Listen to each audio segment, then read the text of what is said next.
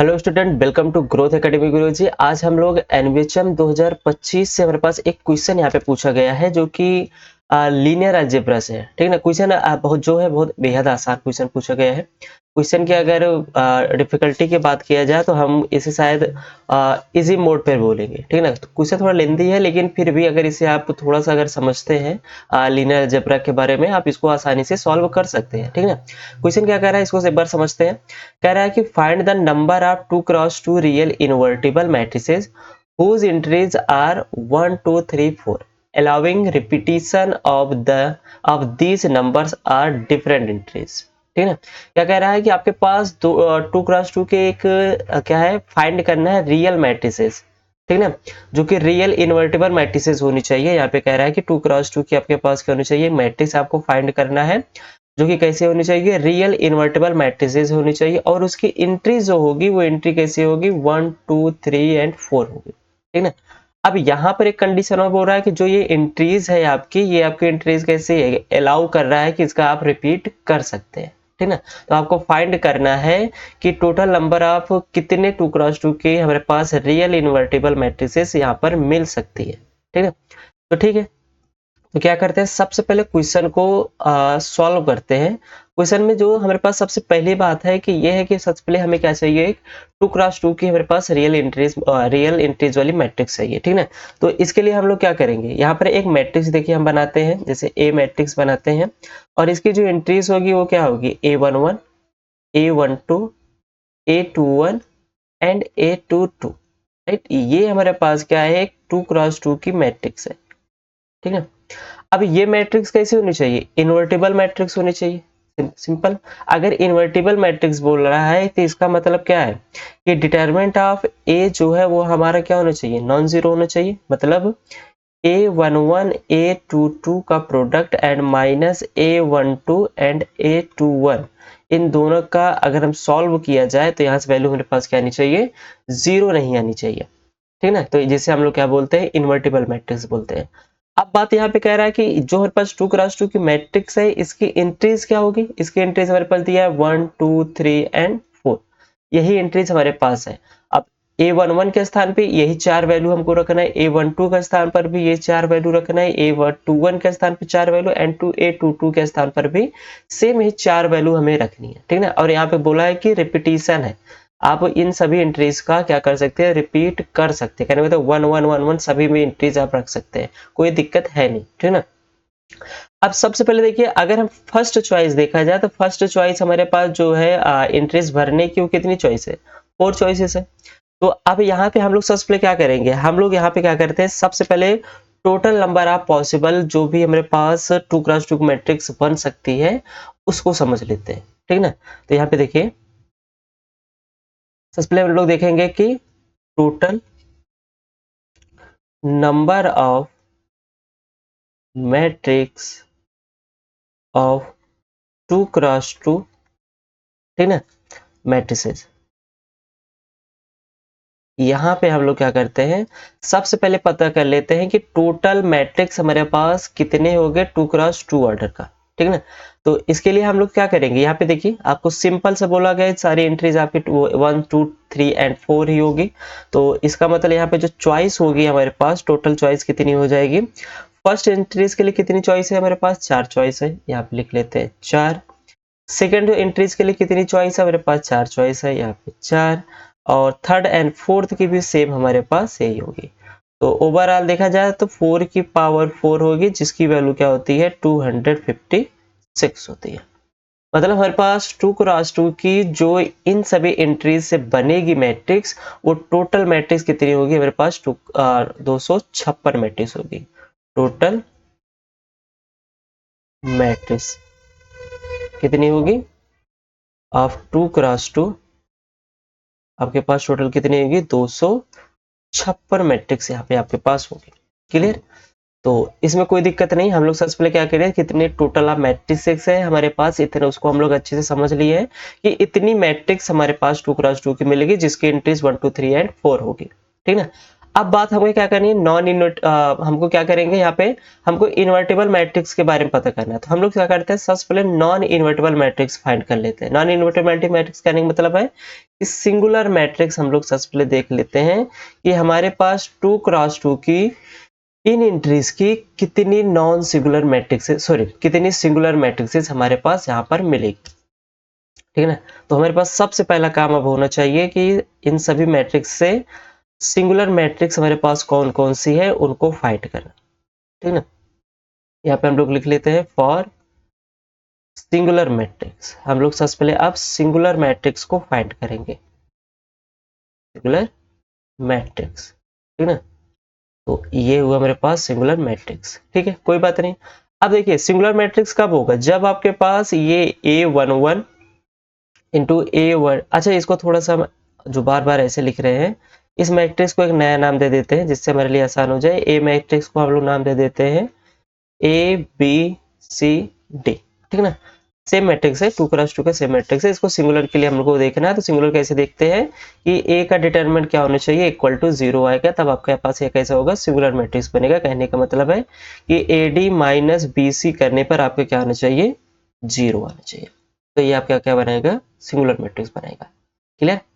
तो ये चीज हो गया। अब यहाँ पे केस वाइज चलते हैं। होगा केस फर्स्ट, क्या होता है इसको समझिए। देखिए हमको दिखाना है कि ये वैल्यू हमारे पास क्या आएगी, इक्वल टू 0 होना चाहिए। AD minus BC equal to क्या होना चाहिए, 0। ये कब होगा, जब आप AD एंड BC दोनों की वैल्यू आप क्या करेंगे, सेम चूज करेंगे। ठीक है ना, तभी जाकर के दोनों हमारे इक्वल क्या होंगे, 0 होंगे। AD equal to BC, BC equal to 1। ठीक है ना, मतलब AD BC किसके बराबर होगा, 1 होगा। तो यहाँ पे जो हमारे पास चॉइस होगी, कंडीशन जो बनेगी AD के लिए, वो AD के लिए कंडीशन क्या बनेगी, AD के लिए कंडीशन ये बनेगी कि अगर इसका हम लोग प्रोडक्ट कैसे करें कि A इक्वल टू 1 रखे एंड D इक्वल टू क्या रखे, 1 रखे। तो इसके पास एक ही चॉइस है, A equal to 1 and D equal to 1। इसके पास चॉइसेस कितनी है आपके पास, यहाँ पर आपके जो चॉइस आएगी A और D के लिए, वो आपकी चॉइस कितनी होगी, 1 होगी। ठीक है। सेम अगर ऐसे हम बात BC के लिए करें, तो BC के लिए भी क्या कंडीशन है, B इक्वल टू 1 आप चूज कर लीजिए, C इक्वल टू 1 चूज कर लीजिए। इसके भी क्या कंडीशन है, सेम ही है। इसकी भी एक कंडीशन है। तो यहाँ पे चॉइस हमारे पास जो आ जाएगी, वो चॉइस इसकी भी कितनी हो जाएगी, 1 हो जाएगी।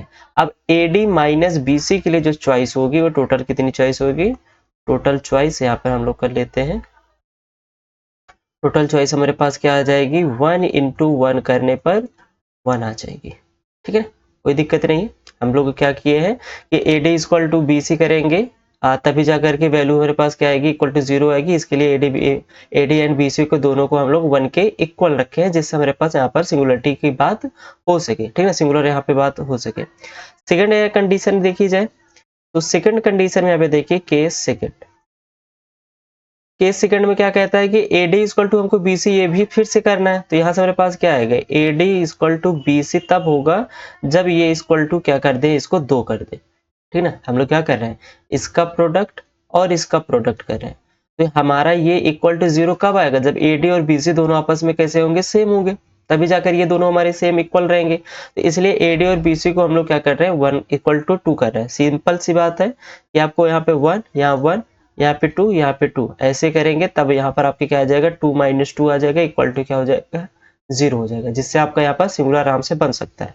तो यहाँ पे जो AD का चॉइस है, AD का जो चॉइस है, वो चॉइस आपके पास क्या हो सकती है, A इक्वल टू आप 1 रख लीजिए एंड D इक्वल टू आप 2 रख लीजिए, या A इक्वल टू आप 2 रख लीजिए और D इक्वल टू आप 1 रख लीजिए। यहाँ पे दो चॉइस बन रही है ना, आप A इक्वल टू 1 रख लीजिए या D इक्वल टू 2 रख लीजिए, या A इक्वल टू 2 रख लीजिए, D इक्वल टू 1 रख लीजिए। ठीक है ना। तो इन दोनों का प्रोडक्ट आपके पास 2 के इक्वल ही आएगा। तो यहाँ पे जो चॉइस होगी इसके लिए, वो चॉइस आपके पास क्या हो जाएगी, 2 चॉइस हो जाएगी, एक 1 2 और एक 2 1। ठीक है ना। सेम चीज हम लोग BC के लिए भी करेंगे। BC के लिए क्या होगा, B equal to 1 and C equal to 2, या B equal to 2 and C equal to 1। तो इसके भी चॉइस क्या हो जाएगी आपके पास, इसके भी चॉइस आपके पास हो जाएगी 2। तो टोटल चॉइस यहाँ पे आपके पास क्या आ जाएगी, 2 इंटू 2 इक्वल टू 4। ये आपके पास टोटल चॉइस इसकी हो जाएगी और ये टोटल चॉइस इसकी हो जाएगी। सिंपल सी बात है, कोई दिक्कत नहीं है। 2 केस तक हम लोग यहाँ पे समझ चुके हैं। आगे भी देखते हैं कि कब कब ये हमारा क्या होगा, सिंगुलर बनाएगा, ठीक है ना, नॉन इन्वर्टिबल मैट्रिक्स बनाएगा। तो आगे देखते हैं। नेक्स्ट देखिए, अगर केस नंबर थर्ड की बात किया जाए, ठीक है ना, केस थर्ड की बात करें अगर हम लोग, केस थर्ड, अब फिर से हमारा इक्वल टू जीरो कब आएगा, अब इसको समझिए। देखिए जीरो इसको इक्वल टू जीरो कब आएगा, आपके पास सिंपल सी बात क्या बोली गई है कि आपका ये ए है, ये बी है, ये सी है और ये डी है, इन दोनों को इक्वल क्या करना है, ऐसे मैट्रिक्स डिटरमिनेट करना है, एंट्रीज रखनी है कि इसकी डिटरमिनेंट क्या हो, इक्वल टू जीरो। तो सिंपल सी बात है कि ए डी और माइनस बी सी करेंगे इक्वल टू जीरो। अगर हम A D equal to three रख दें और बी सी इक्वल टू भी थ्री रख दें, तब जाके ये दोनों आपस में क्या हो जाएंगे, जीरो आ जाएंगे और इंटीज आराम से हमारे पास कुछ इस प्रकार से बन जाएगी, 1 1 3 3 ऐसे भी बन सकती है, या 3 3 1 1 ऐसे भी बन सकती है, या इधर उधर करके बहुत सारी हमारे पास यहाँ पॉसिबिलिटी बन सकती है, ठीक ना। तो अगर हम लोग ए डी और बी सी के इक्वल टू थ्री लेके चल रहे हैं, तब यहाँ से आपके पास जो बनेगा वो क्या बनेगा, ए डी के लिए देखिए, अगर ए डी के लिए बात किया जाए तो ए डी हमको लाना है थ्री, तो इसके लिए हमको क्या चाहिए, ए इक्वल टू हम लोग रख लेते हैं one and D equal to रख लेते हैं थ्री, राइट, या ए इक्वल टू रख लेते हैं हम लोग थ्री और डी इक्वल टू हम लोग रख लेते हैं यहाँ पर, डी इक्वल टू क्या रख लेते हैं, वन रख लेते हैं, ठीक है ना। तो इसके पास भी दो चॉइस, एक चॉइस ये बनेगी, एक चॉइस ये बनेगी। तो यहाँ पे चॉइसेस जो हमारे पास आ रही है वो चॉइस ए सी के सॉरी ए डी के लिए क्या बन रही है, दो बन रही है ना, एक चॉइस ये एक चॉइस ये, ठीक है ना। सेम हम लोग बी सी के लिए भी बात किया जाए, बी सी के लिए भी वही सेम आएगी, तीन लाना है हमको ना, तो B equal to one and D equal sorry C equal to three, या A equal to three and D equal to क्या ले सकते हैं हम लोग, तो वन, ठीक है ना। ए और डी कहाँ लिख रहे हैं, B equal to three and C equal to one. तो इस यहाँ पे कितनी आ रही है, चॉइस इसकी आ रही है हमारे पास टू, तो टोटल चॉइस कितनी हो जाएगी, यहाँ पर भी फोर हो जाएगी, टोटल चॉइस हमारे पास क्या आएगी, फोर आ जाएगी, ठीक है ना। अब केस थ्री तक हम लोग समझ चुके हैं, अब केस फोर समझिए। अब इतना लेंदी नहीं चलेंगे, जल्दी जल्दी हम लोग इसको सॉल्व कर लेते हैं। केस फोर के लिए हम लोग क्या करेंगे, हमको क्या करना है, यहाँ पर देखिए एक मैट्रिक्स ऐसा भी बन सकता है, ऐसा 2 क्रॉस 2 2 क्रॉस 2, मतलब 2 2 2 साइन ट्रेस 2 2 कर दे, इक्वल टू यहाँ पर भी क्या आएगा 4 माइनस फोर इक्वल टू 0, मतलब ए डी इक्वल टू 4। तो ए डी इक्वल टू 4 के लिए यहाँ पे देखिए जो हम चॉइस लिख रहे हैं ब्रैकेट में, 1 कामा 4 कर सकते हैं, एक चॉइस ये बन सकती है, 4 कामा 1 कर सकते हैं, एक चॉइस ये बन सकती है, या 2 कामा 2 एक चॉइस ये बन सकती है, राइट। इन सब का प्रोडक्ट करने पे हमें क्या मिलेगा, 4 मिलेगा। एडी हो गया, बीसी के लिए भी देखिए, बीसी इक्वल टू हमको 4 लाना है, तो यहाँ पे क्या आ जाएगा 1 कामा 4 इसके लिए भी बन सकता है, 4 कामा 1 इसके लिए भी बन सकता है, और 2 कामा 2 इसके लिए भी बन सकता है। तो यहाँ पर इसकी चॉइस आ जाएगी। तो तीन चॉइस यहाँ पर है, तीन चॉइस यहाँ पर है, तो टोटल चॉइस कितनी आ जाएगी, 3 into three equal to 9 choice हमारे पास यहाँ पे आ जाएगा केस 4 में। केस 5 की बात किया जाए, अगर केस 5 देखा जाए, देखते हैं कि यहाँ पर जो हमारे पास केस 5 है, केस 5 में हमारे पास क्या है, मैट्रिक्स हमारे लोग ऐसे भी बना सकते हैं कि 2 3 3 2, या 2 2 3 3, कहने मतलब है कि इनका प्रोडक्ट जो एसी और बीसी है वो कितने आने चाहिए, एडी और बीसी का हमारे पास कितने आना चाहिए, यहाँ पर 6 आना चाहिए, ठीक है ना। तो एडी इक्वल टू हम लोग क्या करना है, हमको 6 लाना है, तो 6 कैसे आएगी, इसकी जो चॉइस होगी वो क्या होगी, 2 कामा 3 हो सकती है, ठीक है ना, या 3 कामा 2 हो सकती है, ठीक है ना। इसकी चॉइस कितनी हो जाएगी, 2। एंड अगर हम लोग बीसी की बात किया जाए, तो बीसी के लिए भी हमको 6 चाहिए, सेम चॉइसेस हो जाएगी 1 कामा 3 एंड 3 कामा 2, इसकी भी चॉइस कितनी हो जाएगी, 2। तो टोटल चॉइस जो हमारे पास यहाँ पे बन रही है केस 5 के लिए वो कितनी बनेगी, 2 into two equal to 4 choice यहाँ पर हमारे पास बनेगी, ठीक है ना। ये केस 5 की बात हो गई। अब आगे बढ़ा जाए, बस कंप्लीट होने वाला है। अगर केस 6 की बात करें, केस 6, ठीक है ना, केस 6 के लिए हमको क्या करना है, यहाँ पर इसकी चॉइसेस हम लोग देख रहे हैं। तो केस 6 के लिए हमको क्या करना है, हमको AD और माइनस BC करने पर हमें क्या चाहिए, 0 चाहिए, ठीक है ना। AC AD माइनस BC करने पे हमें क्या चाहिए, 0 चाहिए। अब यहाँ पे देखिए, अगर हम लोग यहाँ पर एक मैट्रिक्स ऐसा भी बन सकता है 2 2 4 4, राइट, या 2 4 और 2 4, राइट, ऐसे बन सकता है। बहुत सारे टाइप के यहाँ पे अब अगर हम इसको इधर उधर करके बनाइए तो देखते हैं कितनी चॉइसेस यहाँ पे बनती है। तो ओवरऑल देखा जाए तो हमको यहाँ पर क्या लाना है, 8 लाना है ना।